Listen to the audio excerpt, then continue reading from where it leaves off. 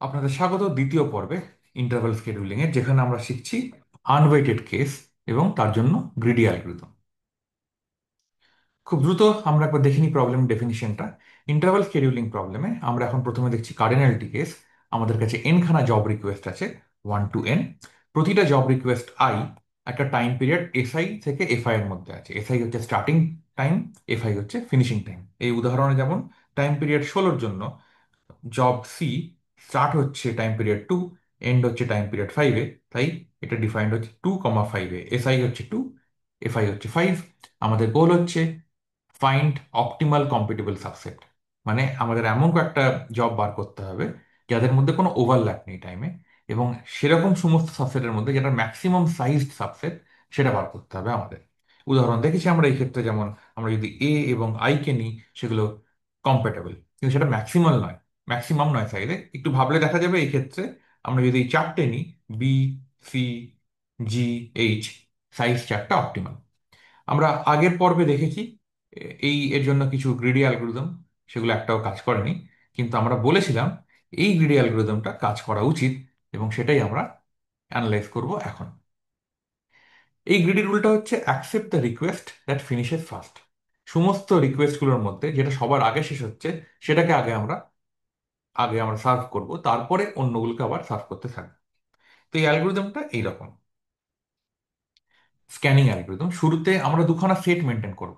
আর হচ্ছে সবকটা রিকোয়েস্টের সেট শুরুতে শুরু হবে, এবং তারপরে আস্তে আস্তে আরটা কমতে থাকবে, এবং ফাইনালি আর এমটি হয়ে যাবে। আর টি হচ্ছে যেগুলো আমরা অ্যাকসেপ্ট করব, সলিউশনে যেগুলো দেবো। ইনিশিয়ালি আর হচ্ছে সবকটা রিকোয়েস্ট, টি হচ্ছে এমটি। আমরা জবগুলোকে ফিনিশিং টাইম বা এফআই যেটা বলেছিলাম তার ভিত্তিতে সর্ট করব। তারপর যতক্ষণ পর্যন্ত আরটা এমটি হচ্ছে না, সবকটা রিকোয়েস্টকেই আমরা কনসিডার করছি না, ততক্ষণ এই লুপটা চলতে থাকবে। এবং লুপের শেষে আমরা যা পাবো টি সেটাকে দিয়ে দেবো। লুপের মধ্যে আমরা কি করবো, প্রতিটা ইটারেশনে আমরা একটা জব নেব যেটা সবার আগে শেষ হচ্ছে, এবং যেহেতু সেই সেই জবটা আমরা অ্যাড করছি টি এর মধ্যে, আমাদের সলিউশনের মধ্যে, আমাদের অন্য সমস্ত জব যেগুলো ওই পার্টিকুলার জবের সঙ্গে কম্পেটেবল নয়, যেগুলোর সঙ্গে ওভারল্যাপ আছে সিলেক্টেড জবটা, তাদেরকে ডিলিট করব। খুব সিম্পল অ্যালগরিদম। আমরা একটা উদাহরণ দিয়ে দেখি কি করে কাজ করছে। যেমন এই ক্ষেত্রে আমাদের আগের পর্বেই আমরা এই উদাহরণটা দেখেছিলাম, এই জবগুলো রয়েছে। তো শুরুতে এই সব কটা নখানা জবই আর এর মধ্যে রয়েছে, ABCDEFGHI, এবং টি এর মধ্যে কিছুই নেই। আমরা যদি সর্ট করি ফিনিশিং টাইমের ভিত্তিতে, আমরা দেখবো সবার আগে বি খতম হচ্ছে, তারপরে খতম হচ্ছে ডি টাইম পিরিয়ড 3-তে, তারপরে সি টাইম পিরিয়ড 5-এ, তারপরে ই টাইম পিরিয়ড 6-এ, তারপরে এফ টাইম পিরিয়ড 9-এ, তারপরে এ টাইম পিরিয়ড 10, তারপরে জি টাইম পিরিয়ড 11, তারপরে এইচ টাইম পিরিয়ড 14, এবং লাস্টে আই টাইম পিরিয়ড 15। আমি যদি কোনো ছোটখাটো ভুল করে থাকি কমেন্টে লিখে দিও, কারণ ক্যালকুলেশন মিস্টেক হতেই পারে। তো আমরা যদি সর্ট করি অ্যাকর্ডিং টু ফিনিশিং টাইম, এই হচ্ছে অ্যারেটা। এবং তার জন্য করেসপন্ডিং আমি যে একটা এস অ্যারে ডিফাইন করি স্টার্টিং টাইমের, সেই অ্যারেটাও এভাবে যেমন প্রথমে আমি বললাম বি, তার ফিনিশিং টাইম 1, বি এর স্টার্টিং টাইম 0, ডি তার ফিনিশিং টাইম 3, তার স্টার্টিং টাইম 0, এভাবে সর্ট করা হলো। আমার পরে দেখবো যে এই এফ অ্যারেটার কি কাজ, বাট এটা না করলেও চলবে, খালি এফ অ্যারেটা মাথায় রাখলেই হবে, যেভাবে আমরা তাকে কনসিডার করবো, জবগুলোকে একের পর এক বিবেচনা করব। প্রথমে আমরা শুরু করছি এবং দেখছি যে সবার আগে, সবচেয়ে আগে আছে বিটা, শেষ হচ্ছে বি, টাইম ইউনিট একেতেই শেষ হয়ে যাচ্ছে, ফলে আমরা টি এর মধ্যে মধ্যে বিটা ঢোকাচ্ছি। তারপর যে যে জবগুলো বি এর সঙ্গে কনফ্লিক্ট করছে, যেমন এক্ষেত্রে বি এর সঙ্গে কনফ্লিক্ট করছে ডি এবং এ, সেটাকে ডিলিট করছে ডি এবং এ কে, এবং বাকি জবগুলো আর এর মধ্যে থাকছে পরের রাউন্ডের জন্য। আমরা যদি গ্রাফ থিওরিটিক ভাবে দেখি, এই ছিল সেই কনফ্লিক্ট গ্রাফটা, যেখানে প্রতিটা নোড একটা ইন্টারভ্যালকে দেখাচ্ছে, এবং দুটো ইন্টারভ্যাল যদি ওভারল্যাপ করে তাদের করেসপন্ডিং নোটগুলোর মধ্যে একটা এজ থাকবে। সেক্ষেত্রে আমরা দেখছি যদি আমরা এই বি কে নিই, তার সঙ্গে যেহেতু এ এবং ডি এর এজ রয়েছে, আমরা এ কে আর ডি কে ডিলিট করে দিচ্ছি। পরের রাউন্ডে আমরা দেখছি জবগুলোর মধ্যে আমরা যখন এগুলো দেখছিলাম, সবার এরপরে নেক্সট হয়েছে সি, কারণ ডিটা আমরা ডিলিট করে দিচ্ছি, ফলে আমরা সি কে নিচ্ছি। এবং সি কে নেওয়ার ফলে আমরা দেখছি তার সঙ্গে ওভারল্যাপ রয়েছে এ, এ তো অলরেডি ডিলিটেড হয়ে গেছে, ফলে অনলি ই, ফলে আমরা ই ডিলিট করছি এক্ষেত্রে। সেই গ্রাফের ক্ষেত্রে আমরা দেখছি সি এর সঙ্গে একমাত্র ই এর এজ রয়েছে, বাকিগুলো ডিলিট করে করে দেওয়ার ফলে যেগুলো আর এর মধ্যে রয়েছে সেগুলোর যদি গ্রাফটা দেখি, তার মধ্যে খালি ই এর সঙ্গে সি এর এজ রয়েছে, ফলে সেটা সেটা ডিলিট করে দিচ্ছি। নেক্সট রাউন্ডে আমরা এরকম করে আবার দেখছি। পরেরটা হচ্ছে এফ, তো এফ সিলেক্ট করা হচ্ছে, এফ এর সঙ্গে জি এর ওভারল্যাপ জি ডিলিট করে দেওয়া হচ্ছে। তারপরের রাউন্ডে খালি দুখানেই পড়ে থাকবে, সেগুলোর মধ্যে সবার আগে খতম হচ্ছে এইচ, এইচ সিলেক্ট করে আমরা আই কে ডিলিট করে দিচ্ছি। এই হচ্ছে সিম্পল অ্যালগোরিদম। এবং এর ফলে আমরা পাচ্ছি সলিউশনে টি এর মধ্যে finally B C F H size 4। এবং আমরা ক্লেম করছি এটাই অপটিমাল। অ্যালগোরিদমটা সবসময় অপটিমাল সলিউশন রিটার্ন করবে। অনেকগুলো হয়তো মাল্টিপল সলিউশন থাকতে পারে, কিন্তু চার যদি ভ্যালু রিটার্ন করা হচ্ছে, চারটা হচ্ছে অপটিমাল। হয়তো মাল্টিপল অপটিমাল সলিউশনের মধ্যে একটা সলিউশন অ্যালগোরিদম রিটার্ন করছে, বাট এটা অপটিমাল সলিউশন যে রিটার্ন করছে।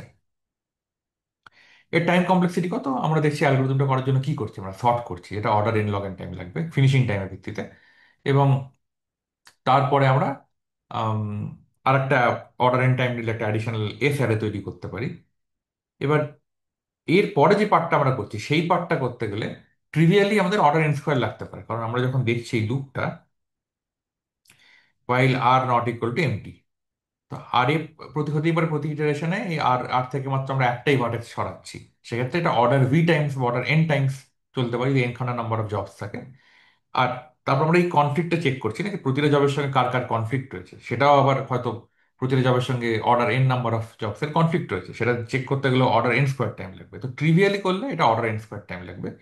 কিন্তু এই লুপ পার্টটা আমরা আরো সহজেই করতে পারবো অর্ডার এন টাইমে। সেটা হচ্ছে যদি আমরা এই কনসিডার করি অ্যারেটা এফ এবং এফ, এফটা হচ্ছে সর্টেড বাই ফিনিশিং টাইম এবং তার করসপন্ডিং ভ্যালুগুলো এস এর মধ্যে রয়েছে। তো আমরা কি করলাম, আমরা স্টার্ট করব এফ অ্যারে দিয়ে, কিন্তু আমরা আরেকটা পয়েন্টার রাখবো, বা আরেকটা ভেরিয়েবল রাখবো যেটা নোট করছে যে কোন কোন জবগুলোর স্টার্টিং টাইম বর্তমান সিলেক্টেড জবের ফিনিশিং টাইমের পরে আছে, তার আগে আছে। সেই জবগুলোর সঙ্গে বর্তমান সিলেক্টেড জবের ওভারল্যাপ হতে পারে, ফলে সেগুলো আমরা কনসিডার করব না।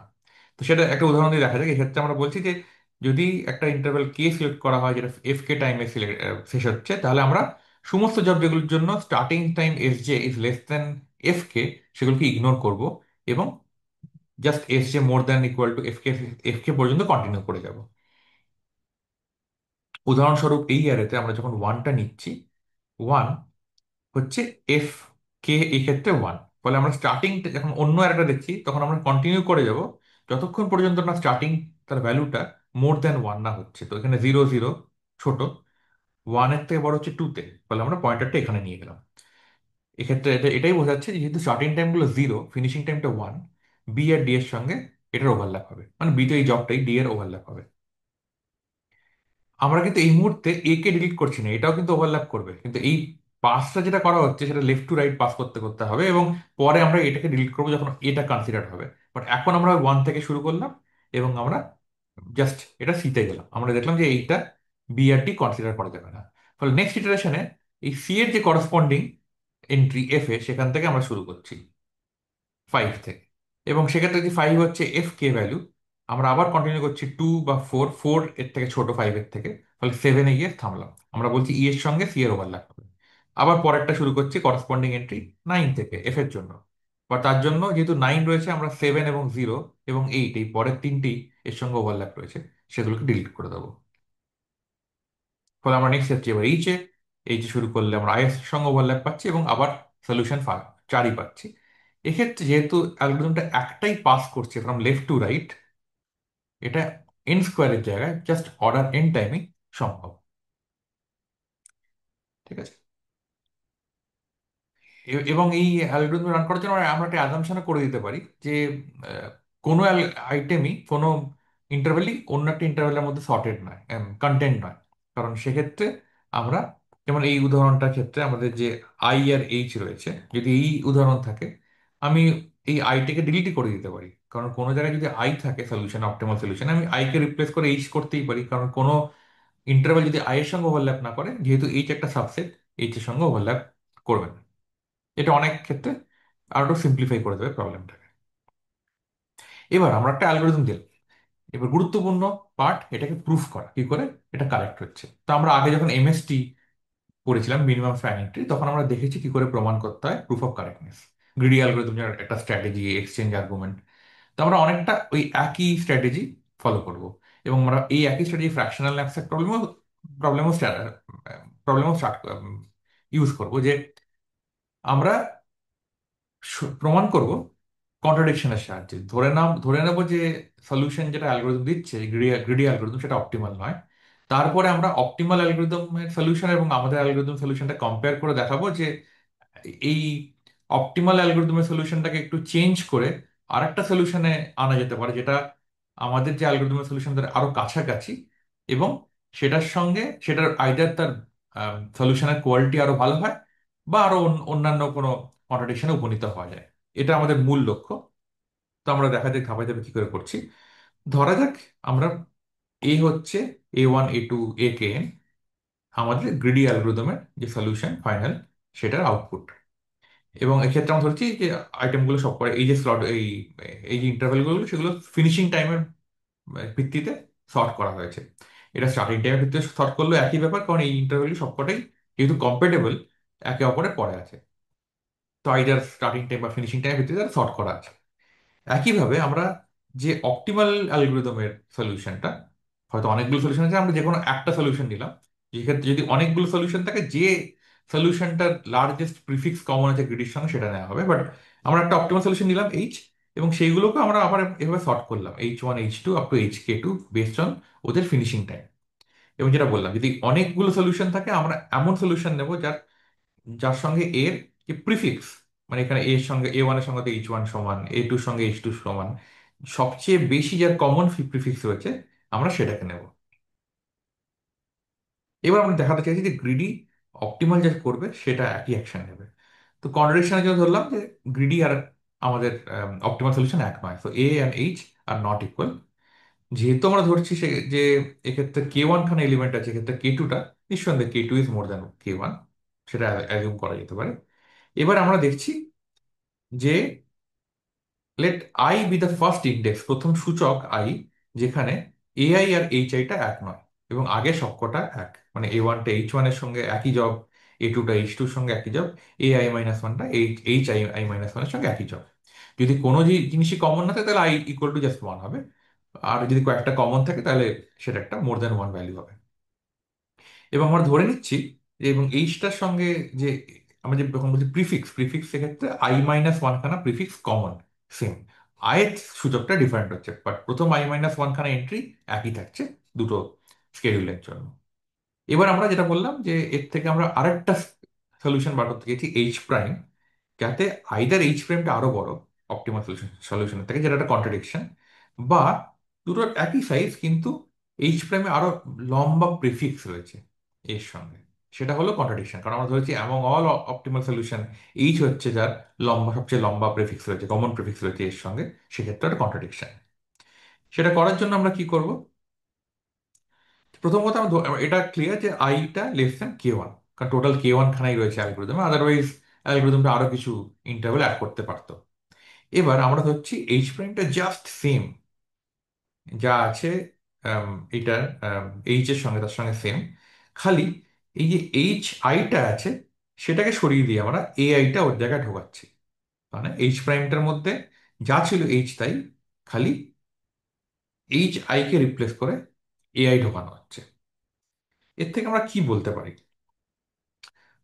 আমরা যদি দেখি, প্রথম প্রপার্টি আমরা দেখতে পারি যে AI জবটা কিন্তু স্টার্ট হচ্ছে AI-1 বা HI-1 এর পরে, আর AI জবটা ফিনিশ হচ্ছে কিন্তু HI ফিনিশ হওয়ার আগেই। কারণ আমরা গ্রিডিতে অলওয়েজ আমরা সিলেক্ট করছি ফিনিশিং টাইমের ভিত্তিতে, ফলে finishing time of AI is less than equal two finishing time of HI। এই দুটো ফ্যাক্ট থেকে আমরা বলতে পারছি, যদি H'-টা কনসিডার করি, এটা একটা লিগ্যাল স্কেডিউল। কারণ যেগুলো HI এর পরে শুরু হচ্ছে, HI+1, সেগুলোর সঙ্গে AI এর কোনো ওভারল্যাপ হবে না। আর যেগুলো HI এর আগে শুরু হচ্ছে, HI-1, সেগুলোর সঙ্গে AI এর কোনো ওভারল্যাপ হবে না। কিন্তু এখন আমরা দেখছি প্রিফিক্সের সাইজটা I-1, যেটা ছিল কমন প্রিফিক্সের সাইজ এর সঙ্গে এর, সেটা H'-এর সঙ্গে এর ক্ষেত্রে বেড়ে I হয়ে গেল। ফলে এটা একটা কন্ট্রাডিকশন। তো আমরা সবসময় অপটিমাল সলিউশনই পাবো গ্রিডি অ্যালগরিদমের থ্রু দিয়ে। এক্ষেত্রে কয়েকটা জিনিস ভাবা, সেটা হচ্ছে, যদি আমরা এক্ষেত্রে জানতাম না, আমরা কিন্তু অক্টের প্রপার্টিটা ইমপ্লিসিটলি আমাদের অ্যানালিসিসে ইউজ করেছি। সেটা খুবই ইউজফুল একটা অবজারভেশন, এবং আমরা অনেক ক্ষেত্রেই এই একই জিনিস করতে থাকবো। যদিও আমরা জানবো না, হয়তো NPR প্রবলেমের জন্য দেখবো যে অপটা আমরা বার করতেই পারবো না পলিনোমিয়াল টাইমে, কিন্তু তবুও অ্যানালিসিস করার সময় আমরা অক্টের প্রপার্টিগুলো ইউজ করবো। এটা একটা অ্যালগোরিদম অ্যানালিসিসের একটা বড় টুল। দ্বিতীয় মজার জিনিসটা হচ্ছে এই অ্যারো অফ টাইমটা। আমরা জানি যে ফিজিক্সের সমস্ত ইকুয়েশনগুলো যদি সময় অতীত থেকে ভবিষ্যতের দিকে না গিয়ে ভবিষ্যৎ থেকে অতীতের দিকে যায়, তাহলেও কাজ করবে। তো সেই জিনিসটা যদি আমরা এক্ষেত্রে দেখি, ভেবে দেখো, যদি আমরা আমরা কি করেছি, লেটেস্ট আর্লিয়েস্ট ফিনিশিং টাইম দিয়ে করেছি, তো সেটা হচ্ছে একটা স্ক্যান যেটা আমরা লেফট থেকে রাইটে যাচ্ছি। আমরা সিমেট্রিক্যালি কিন্তু রাইট থেকে লেফটও যেতে পারি, সেক্ষেত্রে আমরা লেটেস্ট স্টার্টিং টাইম দিয়ে শুরু করতে পারি। মানে এক্ষেত্রে যদি আমরা শুরু দেখি, সবার শেষে শুরু হচ্ছে এইচ, ফলে আমরা এইচটা নেব। তারপরে শুরু করছি সবার, এই এটা রিমুভ করে দিলাম তারপরে, এবং তারপর শুরু করছি সবার শেষে শেষে হচ্ছে জিটা, শুরু হচ্ছে জিটা, ফলে আমি জি নেব। এভাবে কন্টিনিউ করবো, চেক করে দেখো এই দুটো অ্যালগোরিদম ইকুইভ্যালেন্ট কিনা, বা প্রমাণ করতে পারো যে এরা ইকুইভ্যালেন্ট কি নয়। মানে এক ক্ষেত্রে আমরা আর্লিয়েস্ট ফিনিশিং টাইম নিচ্ছি, অন্য ক্ষেত্রে আমরা লেটেস্ট স্টার্টিং টাইম নিচ্ছি।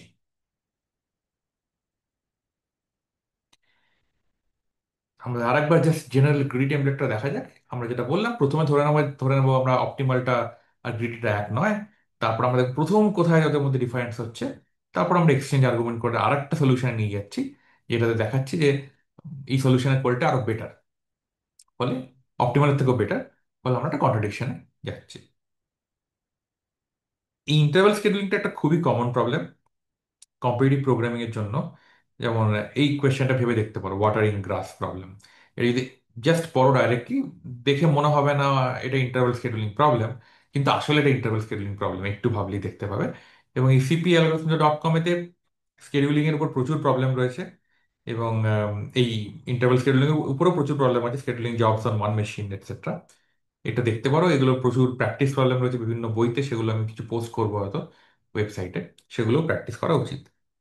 ইন জেনারেল, এই সিপি4 বুক যে হালিমেটাল, যেটা শুরুতে আমি প্রথম এপিসোডে বলেছিলাম, সেই বইয়ের প্রচুর প্রবলেম রয়েছে এর সঙ্গে রিলেটেড।